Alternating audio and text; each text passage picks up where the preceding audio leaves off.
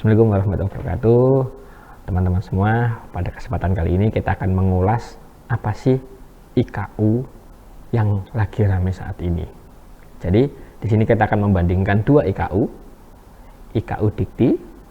Yang satunya adalah IKU dikti berdampak atau IKU dikti saintek berdampak. Jadi IKU dikti adalah IKU yang aktif mulai tahun 2023 sampai sekarang. Kemudian yang IKU berdampak adalah yang aktif mulai 2026 ini atau di akhir 2005 sampai sekarang. Nah, apa aja perbedaannya, kemudian data-datanya apa aja, kita ulas semuanya di video kali ini. Oke, kalau gitu kita langsung aja ke IKU yang pertama. Nah, IKU yang pertama yakni inisiasi IKU tahun 2023 sampai 2025. Tahun ini berdasarkan aktif PTS ya. Jadi PTS yang mulai diwajibkan adalah mulai tahun 2023 sampai 2025. Yang terakhir cut off datanya adalah di periode ini atau di kemarin di Maret 2026. Mulai IKU 1 sampai IKU 8. Mungkin Bapak Ibu dan teman-teman sudah familiar, mulai dari IKU 1 mahasiswa mendapatkan pekerjaan yang layak, mahasiswa mendapatkan pengalaman luar kampus, IKU 3 kegiatan di luar kampus, IKU 4 praktisi mengajar ya, praktisi dosen yang menjadi praktisi di luar kampus, kemudian IKU 5 tentang karya dosen, kemudian IKU 6 tentang studi kerjasama, program studi, IKU 7 kelas kolaboratif, IKU 8 tentang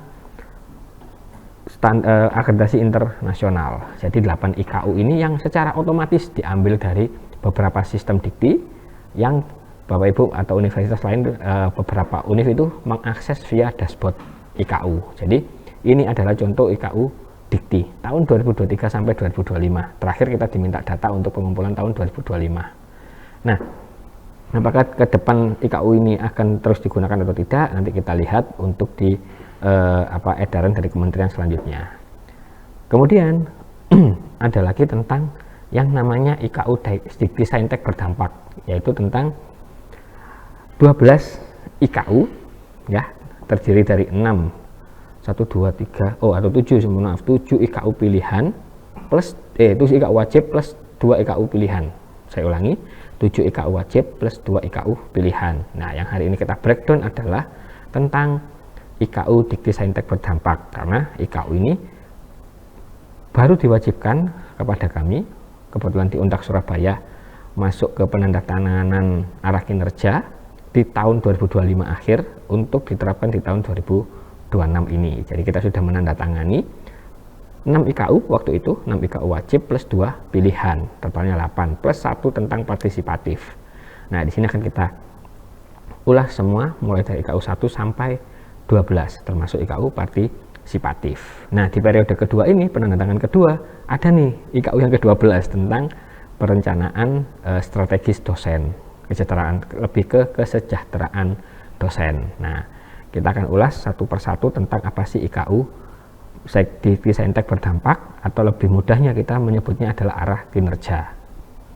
Oke, yang pertama IKU 1 tentang angka efisiensi perguruan tinggi. Di IKU yang sebelumnya tidak ada perhitungan tentang ini. Jadi ini adalah menghitung seberapa efisien atau persentase kelulusan tepat waktu. Jadi Bapak Ibu kalau menghitung lulusan tepat waktu itu seperti di akreditasi ya, menghitung lulusan tepat waktu dari masing-masing program studi atau dari masing-masing jenjang. Nah, di sini dirubah menjadi angka efisiensi edukasi pendidikan tinggi, di mana diambil dari lulusan tepat waktu ya, diploma 1 2 semester, diploma 2 4 semester, diploma 3 6 semester, sarjana terapan sarjana 8 semester, magister atau magister terapan minimal 3 semester sampai 4 ya, doktor 6 semester, spesialis atau profesi akan mengikuti masing-masing PT. Nah, di sini kita akan menghitung sesuai yang ada dulu aja. Jadi kalau Bapak Ibu di prodinya atau di universitasnya ada D3, maka akan menghitung D3. Ada sarjana, menghitung sarjana, ada magister, dan ada doktor. Plus universitas. Diambil dari mana? Kombinasi antara yang lainnya tadi, nilai rata-rata. Jadi di sini nanti ada yang namanya nilai AEE-nya atau AEE ideal dari masing-masing jenjang. Jadi keberhasilan studi pembaginya adalah mahasiswa baru ya. Jadi kalau mahasiswa baru tahun 2022 contohnya masuk berapa, lulus berapa. Nah, kalau di sini mahasiswa yang lulus pembaginya adalah mahasiswa aktif di periode lulusnya. Jadi angkatan tersebut yang angkatan termasuk kategori lulusan tepat waktu dibagi dengan mahasiswa aktif. Setelah itu akan dibagi dengan angka ideal. Nah, nanti detailnya di mana? Detailnya ada di web BPA Untak. Nanti deskripsi untuk link buku panduan dari Dikti juga saya sampaikan di deskripsi video. Kemudian di IKU 1 selain angka efisiensi juga ada sub lainnya tentang prestasi mahasiswa, persentase mahasiswa pasca sarjana. Jadi di sini kita menghitung mahasiswa aktif pasca sarjana pada periode ini, pada periode berjalan pasca sarjana ya. Kalau Bapak Ibu ada S1, S2, S2, S3 pasca sarjana dibagi dengan total mahasiswa aktif keseluruhan berapa persen. Jadi kita menghitung persentase mahasiswa pasca sarjana S2 dan S3. Kemudian di breakdown lagi tentang magister aja. Jadi kalau magister aja itu berapa persen ya, S2 dibagi mahasiswa aktif dan S3 dibagi mahasiswa aktif.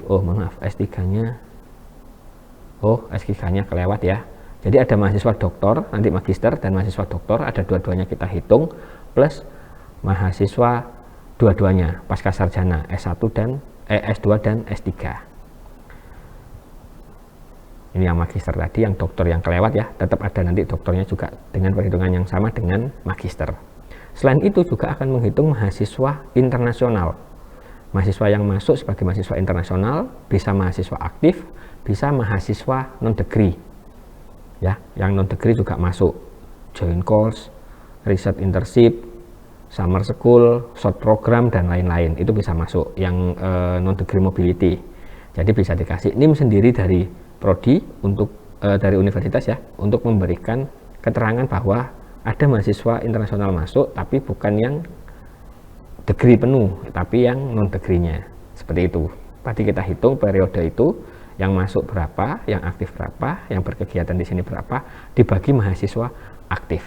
Jadi mahasiswa internasional juga diperhitungkan di IKU ini. Ini wajib ya, IKU wajib dari perguruan tinggi.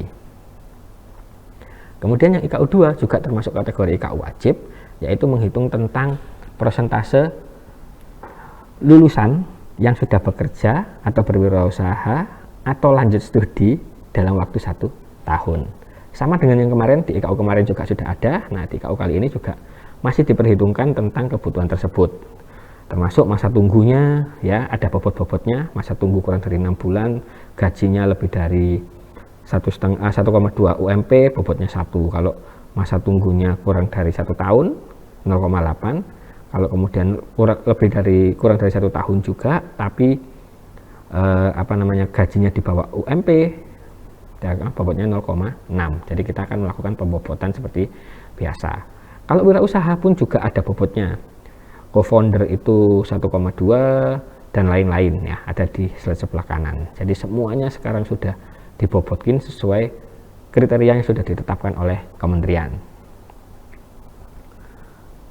Nah, kita lanjutkan tentang IKU 3. IKU 3 menghitung tentang persentase mahasiswa S1, D4, D3, D2, dan D1 yang berkegiatan di luar prodi, yang dulunya MPKM, sekarang diganti namanya dengan berkegiatan di luar prodi, plus mendapatkan prestasi.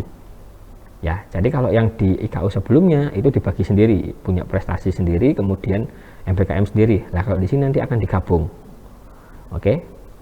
Masing-masing mempunyai bobot sendiri. Prestasi juara 1 tingkat internasional, tingkat nasional dan lain-lain sudah ada bobotnya sesuai yang di slide. Kemudian yang pembelajaran luar kampus juga sama. Kalau konversinya lebih dari 10 SKS, satu bobotnya 6 sampai 10 SKS itu 0,6, kurang dari 5 SKS 0,4. Jadi bobot sesuai SKS yang dikonversi. Nah, dihitung persentase terhadap seluruh mahasiswa aktif pada periode tersebut. Jadi mahasiswa aktif pembaginya, bukan lagi yang semester ini, tapi langsung mahasiswa aktif. Kalau ada mahasiswa mengikuti MBKM 2 periode, maka mahasiswa tersebut tetap dihitung 1, karena yang dihitung adalah pembaginya dalam mahasiswa. Kalau mahasiswa mendapatkan prestasi, kemudian mendapatkan menjadi mahasiswa MBKM juga, maka dia juga akan tetap dihitung 1. Tetapi di dalam listnya kita bisa menghitung dua-duanya. Kenapa? Karena kita membutuhkan bobot perkaliannya. Seperti itu. Selanjutnya adalah ke IKU 4. IKU 4 tentang IKU pilihan, di mana di sini menghitung tentang persentase dosen, ya, jumlah dosen yang mendapatkan rekognisi internasional. Jadi rekognisi internasional kata kuncinya. Jadi dosen yang mendapatkan rekognisi internasional kita list, kita data, kemudian kita bagikan dengan seluruh dosen yang ada di universitas. Rekognisi internasionalnya apa aja? Sudah ada listnya, sudah ada datanya, mulai jurnal ilmiah, karya rujukan, handbook dan lain-lain. Aturannya sudah jelas di sini. Karya terapan, kemudian karya seni dan lain-lain. Nanti Bapak Ibu detailnya ada di ada di buku panduan IKU. Oke, ini sekilas saja tentang data di IKU 4, yaitu tentang rekognisi dosen, rekognisi internasional dosen yang diambil dari masing-masing data dosen. Jadi pasti datanya ada di dosen masing-masing ini. Nah, di IKU 4 juga ada subnya, yaitu tentang dosen yang berpendidikan S3. Berapa persen sih dosen yang berpendidikan di S3, kemudian dibagi dengan dosen tetap. Jadi dosen tetap yang S3 dibagi dengan keseluruhan dosen tetap perguruan tinggi, berapa persen. Nah, itu yang dihitung untuk IKU 4. IKU 5 merupakan IKU wajib, di mana di sini menghitung luaran kerjasama program studi. Kalau di IKU sebelumnya, di IKU Dikti yang lama, itu hanya menghitung kerjasamanya, dokumen kerjasama perguruan tinggi. Kalau di sini di breakdown lagi, nggak hanya dokumennya, tapi luarannya. Satu kerjasama punya 2 luaran, maka dua-duanya ini yang bisa kita hitung. Jadi Bapak Ibu di sini menghitung luaran kerjasama, ya, jumlah kerjasamanya, jumlah luarannya dibagi jumlah kerjasama. Seperti itu. Jadi IA-nya dibagi dengan hasilnya apa. Ya, jadi yang kita hitung adalah IA dan luarannya. Luarannya macam-macam, mulai dari karya tulis, karya rujukan, studi kasus, karya terapan dan lain-lain dengan aturan yang sudah ditentukan di sini. Ya, ini hanya sebagian Bapak Ibu ya, lebih detailnya ada di buku panduan IKU. Oke, jadi di IKU 5 gambarannya adalah menghitung luaran dari kerjasama universitas, atau kalau diturunkan per prodi juga bisa menghitung kerjasama per prodi. Datanya di prodi, bukan di fakultas, bukan di unit. Jadi yang bisa dikirimkan adalah data yang IA-nya berasal dari prodi. Seperti itu. IKU 6 merupakan IKU pilihan tentang persentase publikasi internasional. Kalau di IKU sebelumnya hanya semua publikasi yang masuk, di IKU 5 yang sebelumnya, yang periode lalu IKU lama. Kalau sekarang lebih dispesifikkan tentang persentase publikasi internasional, jadi yang bereputasi di internasional. Nah, breakdownnya macam-macam. Jadi ini IKU wajib bagi PTN dan PTNBH. Wajib bagi PTNBH, pilihan bagi PTN dan PTS. Ini pilihan. Nah, di sini dibobotin, kalau top tier itu bobotnya berapa, Q1 berapa, Q2 berapa, Q3 berapa, Q4 berapa, kemudian proceeding internasional berapa, kemudian kolaborasi internasional berapa, dan lain-lain. Nah, di sini sudah ada semua, Bapak Ibu tinggal melihat detail-detailnya aja nanti. Jadi, yang dihitung adalah nantinya adalah seluruh publikasi bereputasi internasional, Scopus WOS, dibagi dengan seluruh publikasi, seluruh berarti nasional dan internasional, jadi seluruh publikasinya. Yang kedata di mana? Kedata di Sinta atau di Google Scholar. Paling gampang di Google Scholar, karena kalau di Sinta kemungkinan ada data yang belum disinkron, maka bisa aja data Scholar belum masuk ke Sinta. Itu di IKU 6. Kemudian di IKU 6 juga punya sub yang pertama tentang publikasi internasional aja. Berapa sih total publikasi internasional, keseluruhan tentang internasional. Nah, itu dibagi, itu enggak dibagi ya, tapi semua jumlah publikasinya. 50, 20 artikel, 30 artikel, dan seterusnya. Poin selanjutnya tentang top tier. Jadi top tier ini sama juga turunan dari yang IKU 6 tadi. Di sini menghitung jumlah publikasi yang top tier. Aturan top tiernya jelas lebih dari sama dengan 90%. Jadi 90% ke atas. Q1 yang 90% ke atas yang kita hitung top tier. Dibagi dengan seluruh publikasi internasionalnya. Jadi sudah dapat data yang awal tadi publikasi internasionalnya, tinggal di breakdown apakah ada top tier. Kalau nggak ada ya 0 bagi berapa, tapi kalau ada berarti jumlahnya tadi dibagi dengan total artikel publikasi internasional. Sub selanjutnya adalah Q1 aja. Oke, tadi kalau top tier adalah bagian dari Q1, sekarang Q1-nya aja, seluruhnya Q1 itu masuk ke sini. Ya. Ini ada aturan lagi, subsubjek Scopus dengan persentil lebih dari sama dengan 75 dan kurang dari 90. Jadi tetap harus di filter tambahan.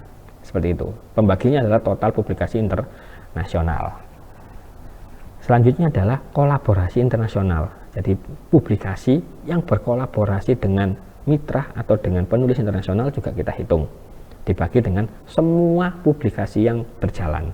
Jadi tahapan IKU 6 tadi mulai dari internasional, kemudian Q1, top tier sampai kolaborasi internasional itu dihitung di IKU 6.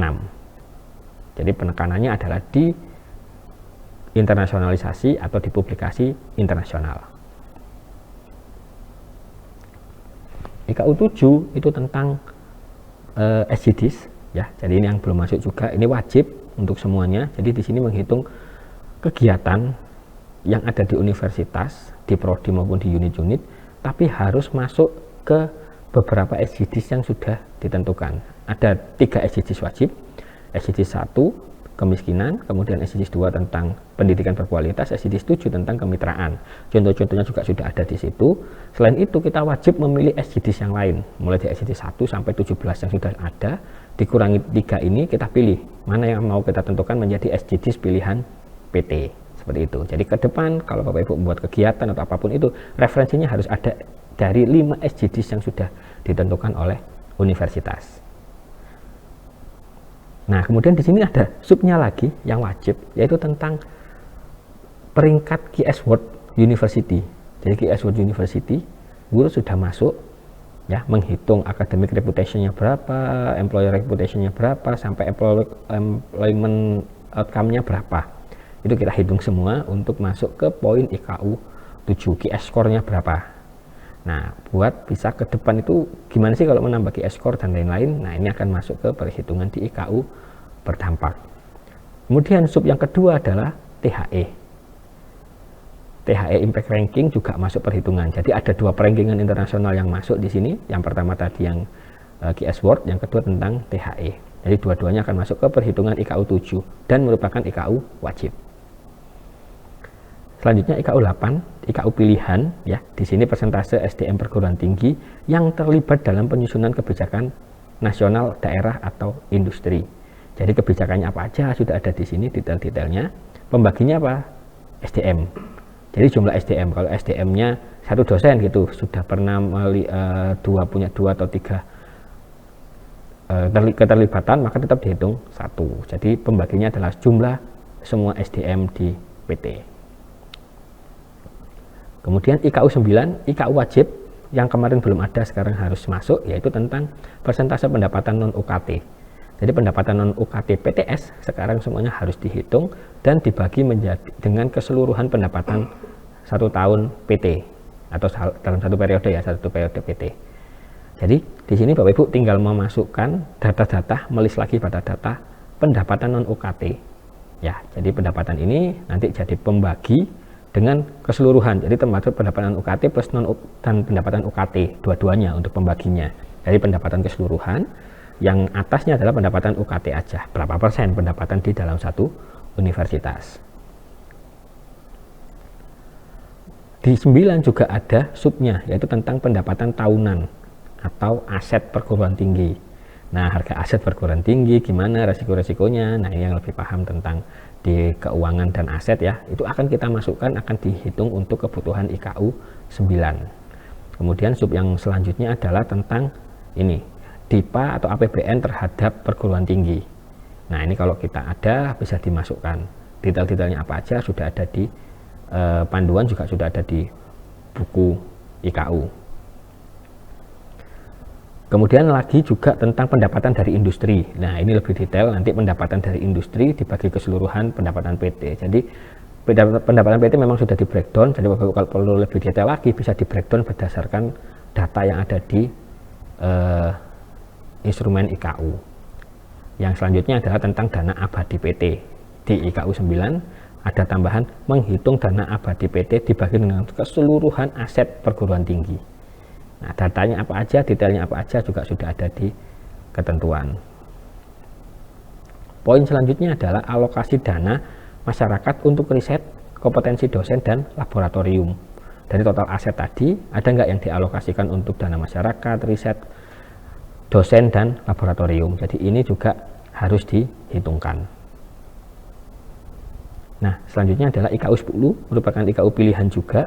Ya, di sini pilihan selanjutnya adalah untuk yang pertama di sini tentang jumlah unit kerja di zona integritas. Jadi zona-zona integritas itu berapa unit kerja yang terlibat, siapa aja, dokumennya gimana, itu dimasukkan ke IKU 10.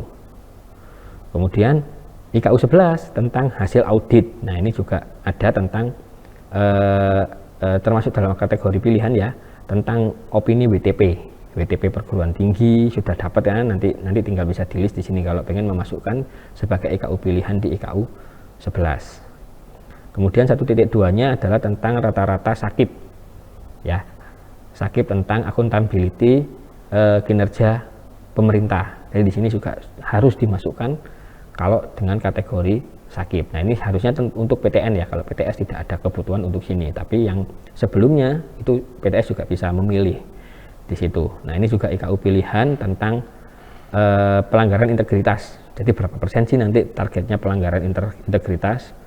Harusnya kan 0%. Nah, kalau semua sudah ada lebih di atasnya 0%, gimana kelanjutannya, aturannya dan lain-lain di sini. Ini masuknya ke pelanggaran integritas. Kemudian anti korupsi, anti kekerasan, narkotika dan lain-lain juga akan masuk ke dalam IKU 11. Jadi bisa disesuaikan ya, Bapak tinggal memilih mana yang akan bisa dimasukkan sesuai pilihan dari masing-masing PT. Yang terakhir tentang IKU 12, di mana IKU 12 ini peningkatan kesejahteraan dosen. Bagi kami yang tanda tangan di periode pertama belum ada ini, sekarang sudah ada, jadi kemungkinan akan masuk di periode selanjutnya. Di sini menghitung dokumen ya, bukan jumlah apa-apa, tapi hanya dokumen yang berisi tentang rencana strategis dalam peningkatan kesejahteraan dosen. Isinya apa aja di sini, detail-detailnya sudah ada, termasuk kepangkatan, honorarium dan lain-lain.